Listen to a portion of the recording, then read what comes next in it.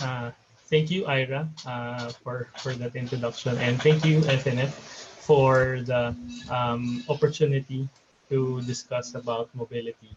So, and of course, thank you everyone for joining and listening to this talk.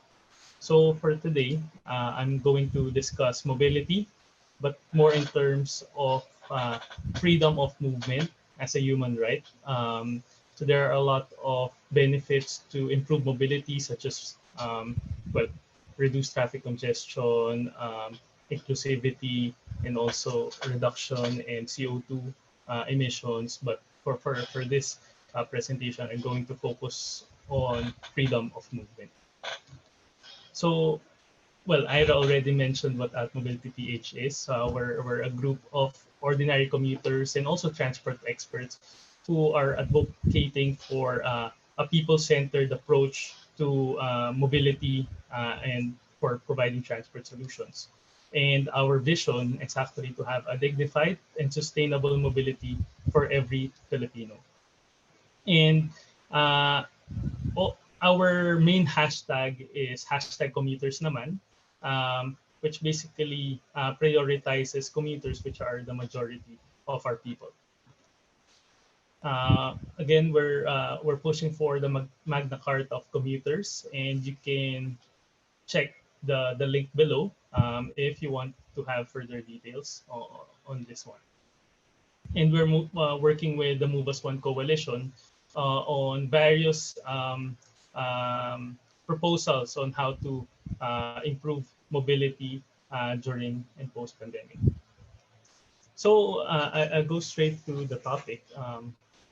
We Mobility is a right, and mobility is necessary to access basic needs such as food, water, healthcare, education, and economic opportunities. And improving mobility propels economic growth and reduces inequality.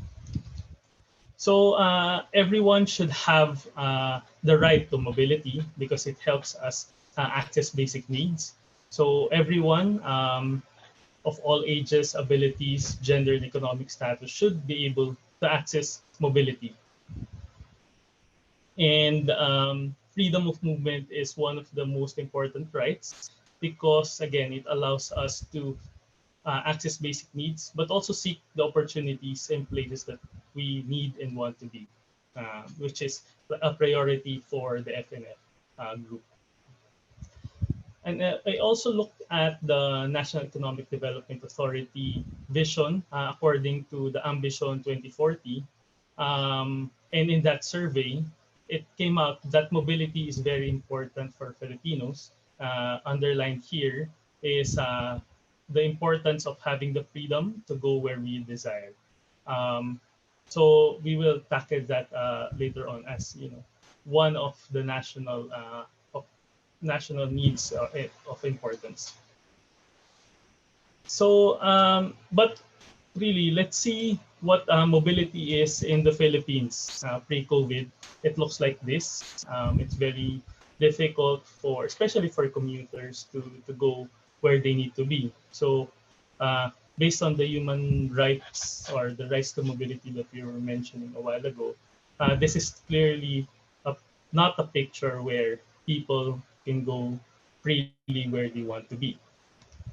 And obviously, we have these cases also of waiting long queues, which is not just very difficult, but also undignified.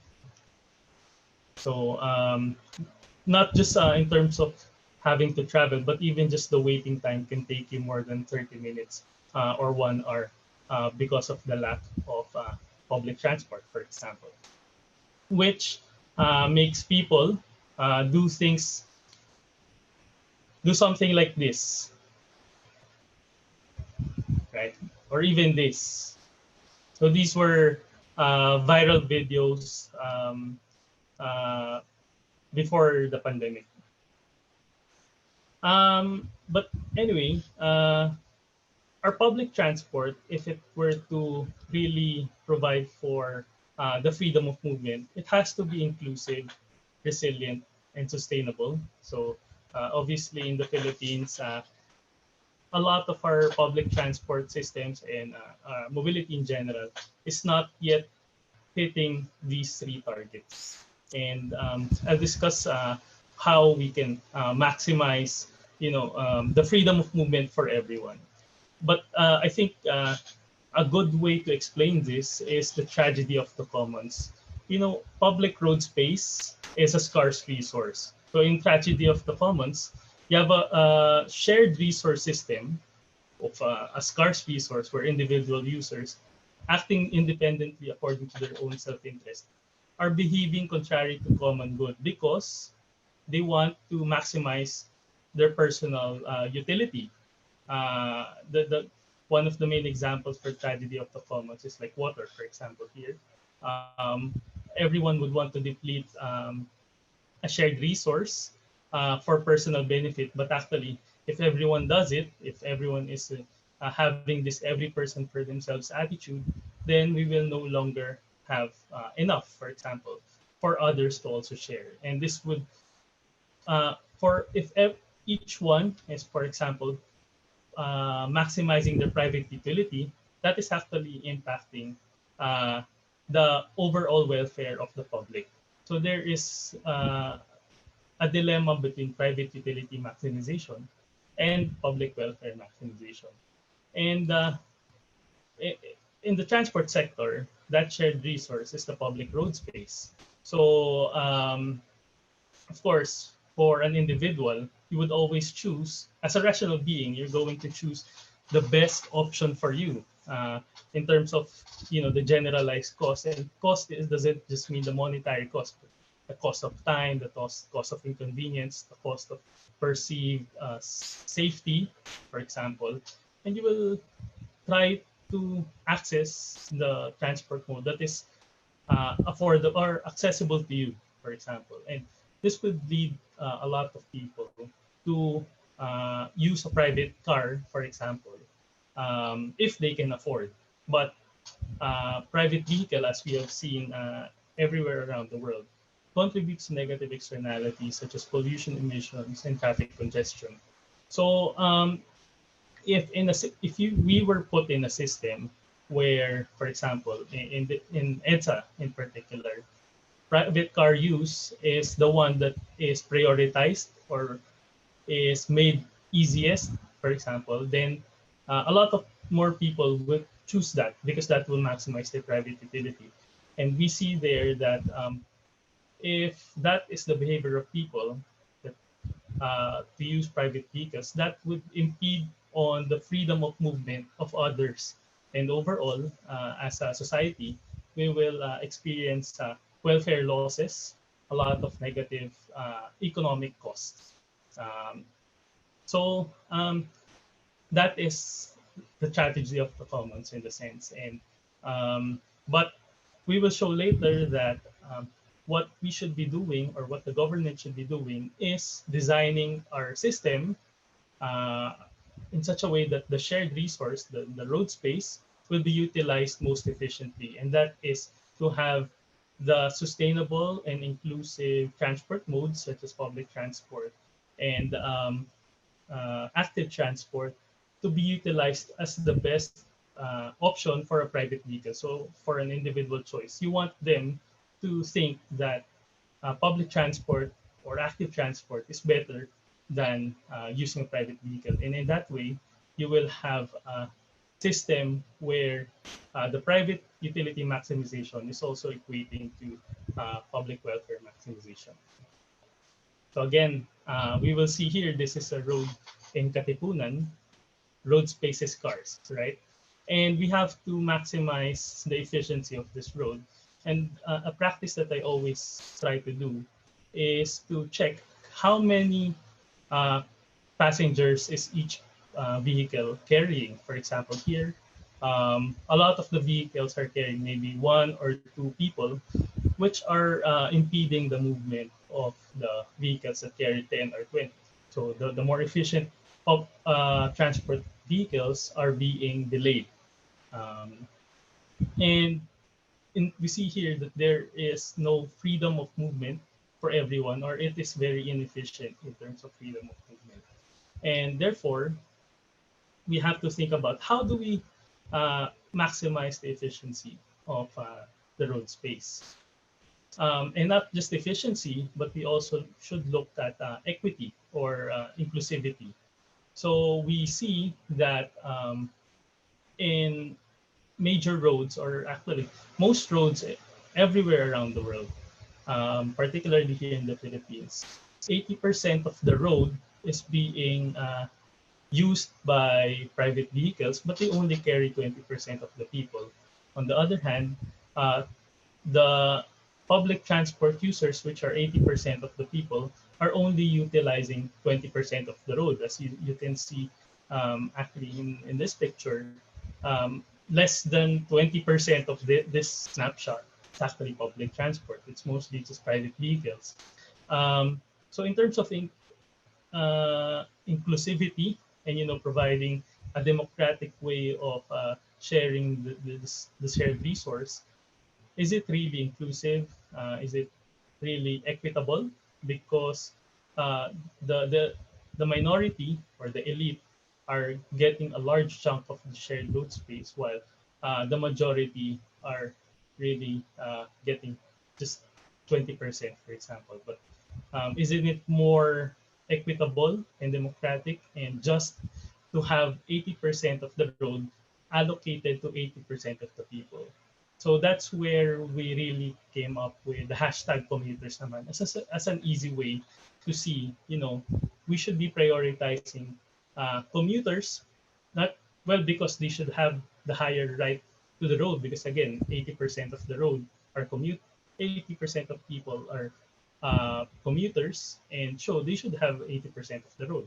But also, in terms of efficiency, as mentioned or as seen in the previous slide, it is more efficient to really prioritize commuters because they use the transport modes that are more efficient. So that's why we believe that uh, hashtag commuters naman is very important in pushing forward this freedom of movement.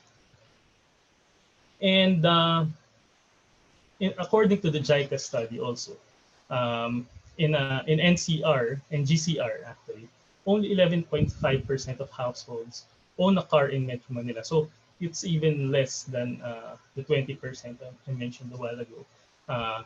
So why is it that the road space, which is public shared resource, is being enjoyed mostly by the 11.5%, while the remaining 88.5% are having difficulty, as seen in this picture? Yeah, so car use doesn't scale and it's not sustainable. So again, but in other countries, for example, in Japan, you see them prioritizing commuters, pedestrians, and cyclists, and they really embody what commuters naman show. So I think a lot of you would recognize this picture of Shibuya crossing in Japan, amongst other places that prioritizes pedestrians. So let's just do a very quick exercise of which picture embodies the hashtag commuters naman. So this one is in Seoul, City Hall. The left part was the previous design, which is very car centric. It doesn't seem to be inclusive. It's always traffic on peak hours because of prioritizing car use. But in the right side, it's turned into a park, an open space where you can celebrate in front of the city hall. And actually, a nice detail here is that if you are a pedestrian or a commuter, you're able to enter through the main entrance at the start. So in the people-oriented area, you see that only pedestrian can access it. And if you are bringing a private car, you have to go to the back to the more inconvenient entrance. While on the car-centric design before, if you had the car, you had the priority on the grand entrance. So you really see how the Seoul city government was treating their people. So the people are the priority on this area, and they provided a lot of space for them. Also in Korea, this is the famous Chonggicheon stream. Before it was a car-centric design, having a highway on top of the stream. So they removed the stream put the highway, but they just had a lot of congestion, a lot of pollution, a lot of heat. So in the mid 2000s, they decided to remove a lot of highways, actually elevated highways, and this is the most iconic one because it's the largest one. And for now, a lot of people are enjoying Cheonggyecheon Stream actually as a walkable place and also a tourist destination. In the Philippine context, for example, Commonwealth Ave, even if you have 10 lanes per direction, so at some portions you will have 20 lanes end to end, but there's still traffic. So, I mean, you cannot build yourself out of congestion if you are thinking about vehicles. But if you think about people, uh, you think about how much more people can you move. Then you really see, how to be more efficient in providing freedom of movement. And lastly, in this picture, you see that on the car-centric design, the bus carrying a lot of people is being delayed by a lot of private vehicles carrying one or two people. But in a system like a BRT on the right, you are able to provide actually more passengers throughput than 70 lanes of cars. So as mentioned by Enrico Peñalosa, so solving mobility is more than a matter of money or technology. It is a matter of equity and equality. So you can have the most technology, but if you do not prioritize equity and equality, you may not find the best solution for mobility. So at Mobility PH's appeal is to have a people-centered transport. So actually, it's not just at Mobility PH, but everywhere across the world, the transport experts and the transport groups are all advocating this kind of hierarchy. We want to induce the behavior of people to utilize sustainable and inclusive transport modes. And of course, the most sustainable and most inclusive are pedestrians, next is cyclists, next is public transport, and the last will be private vehicles. And if you do that, you align what would be the private utility maximizing choice if that were to use walking or cycling or public transport, then you induce people to choose that behavior and therefore contributing to a higher overall economic welfare for everyone. So an example that we can do this, for example, is during APEC, we had a picture of this already, where if on the VIP lane, we can have the commuters enjoying that lane for faster mobility. And also we can shift the metrics from people-centered metrics, which is from vehicle-centric metrics into people-oriented metrics. So we should stop counting vehicles, but instead counting number of people.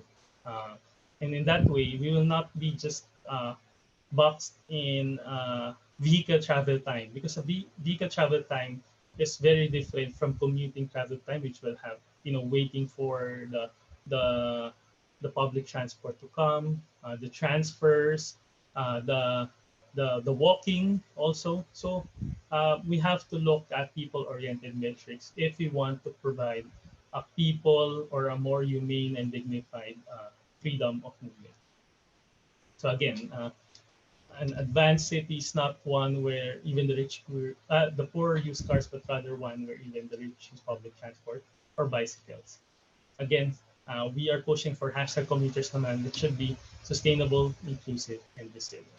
And I'll go very quickly, hopefully, to discuss, mobility during COVID-19, and it has been a very difficult time for us, also in terms of mobility, not just in safety, but in terms of mobility. So for public transport, there's a lot of impact because it was stopped by government during ECQ, and now partially allowed during GCQ, but to very reduced capacity. And by doing so, there's a lot of impact, not just on TUV drivers in terms of livelihood, but for a lot of workers who depend on public transport. It becomes really difficult now to access your work. But in terms of that policy, did we really see, did that transport clampdown stop or reduce the number of COVID cases? In other countries, I chose Thailand and Vietnam here because they are our neighbors.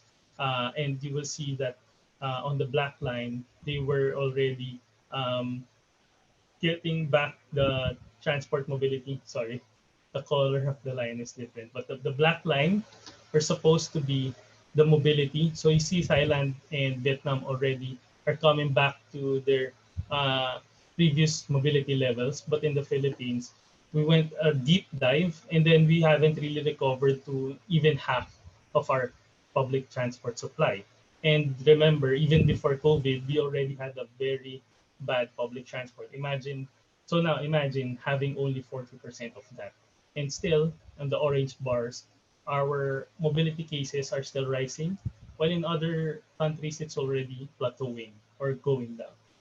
But I chose Thailand and Vietnam here, but in other countries or more developed ones, they have an even uh, more I mean, they already returned to the transport levels that they had before, but their mobility levels were going down. So, in terms of data, it's not really showing that transport clampdown is stopping COVID. But we also see that active transport is being used more now, especially because with the lack of public transport, but also because it has been seen that active transport is a resilient way to move during this post-pandemic world. So there's a huge spike of biking all around the world. But we see that in the Philippines, our um, road design is not really most welcoming to cyclists. So it's not inclusive and also it's not resilient. So unlike other countries, but who already are having a good bike friendly infrastructure, but also trying to start some now, they are now enjoying a more resilient mobility for their people. But also there was impact on delivery, so online delivery and e-commerce, and a lot of things to talk about, especially with businesses who were impacted. And so that is also kind of freedom of movement of goods, for example, for us. So some outlooks and key takeaways is that mobility is indispensable, especially during this time of pandemic. So we need mobility to serve essential trips, which are necessary for us to survive and or to combat COVID-19. And the government has been trying to strike a balance between health and economy, but in reality, as seen in how other countries have been tackling this, is that provision of sufficient and safe transport can help us achieve both. It's not an either or; it can be done at the same time. And knowing that the majority of Filipino workers are in the manufacturing and service industries, which include frontliners and healthcare workers, they really need mobility and they will not be able to work from home. Most of them do not own their private vehicle. So we have to provide that level of mobility for even just thinking about frontliners and healthcare workers. They need safe and sufficient mobility to help our country combat COVID-19. And active transport, again, is especially important during this time. And this is a golden opportunity to put a more hashtag commuters naman or people-centered approach to street design to help stimulate again the economy and minimize the spread of COVID-19. And these are also some recommendations for public transport to become more um, to help us maintain mobility while still complying with social distancing guidelines. So the lack of public transport we experience now is definitely not a solution. We have to have more public transport so that we will not have crowding, not just in the vehicles, but also outside the vehicles, in the queues, in the terminals, so as we see in the picture. Um, Mas maganda na sobrahan na natin yung supply kaysa kulang because sobra, less crowding. And if we prioritize public transport movement also, we want a reduced exposure time. And in this scenario, you will see a lot of exposure. They're exposed for a longer time. So again, we need mobility solutions now, and active transport is the fastest and most cost-effective to implement, while public transport is the second fastest. So for short and long-term recommendations, our recommendation first is to include mobility in the national budget for 2021 and also in the Bayanihan package, which prioritizes road-based public transport and also active transport. So public transport supply should be safe, sufficient, and stable, while active transport should be a safe and convenient option for everyone. So both should fill the massive shortage in public transport capacity, which currently induces crowding, unsafe behavior, and virus transmission. We looked at the budget of for 2021, the National Expenditure Program, and road-based sector actually just gets 2% of the budget, even knowing that we're already in a pandemic scenario, and still there is no clear response that uh, responds to the immediate needs of the people for road-based public transport, but also there's no funding for active transport, or at least not a significant amount. So we really need more investment in public transport as a public good that everyone has a right to. So I will end with a call to action. First is to support the people-centered approach to transport and urban planning. So this means we should prioritize people over vehicles. The rights, the movement of freedom of movement should prioritize, we should mainly focus on movement of people, and we should not be uh, boxed in just thinking about vehicles. And that is really the essence of our hashtag commuters naman. So to do that, we need a bigger push for a larger budget for active and public transport, so that we will be able to um, well, provide the necessary infrastructure and programs. But also we have to rethink, how do we allocate road space to maximize the freedom of movement for everyone in an equitable manner. And lastly, I would invite everyone to join advocacy groups. If you're really passionate in trying to solve our mobility problems, is to join advocacy groups such as the Move as One Coalition and the Out Mobility PH. It takes a lot of time to, if you really want to do something, we need your help, and you really need to give your time so that we can come up with a collective voice really showing or pushing for uh, the advocacy for better transport. So that's where I end the presentation. Sorry, I was a bit too fast, but I really wanted to discuss a lot of things in a very short time. But really, essentially, we want to push for people-centered transport because we want a better normal, and we want to prioritize. We can do that by prioritizing the hashtag commuters naman. And we see it now. Actually, this picture is from Iloilo. Um, I think just two to 3 days ago, they came up with this design, which provides not just uh, better biking facility, so it's safer for everyone, but also it's more inclusive, and hopefully our LGUs and national government and our planners already start thinking about the people-centered approach to transport. So, thank you.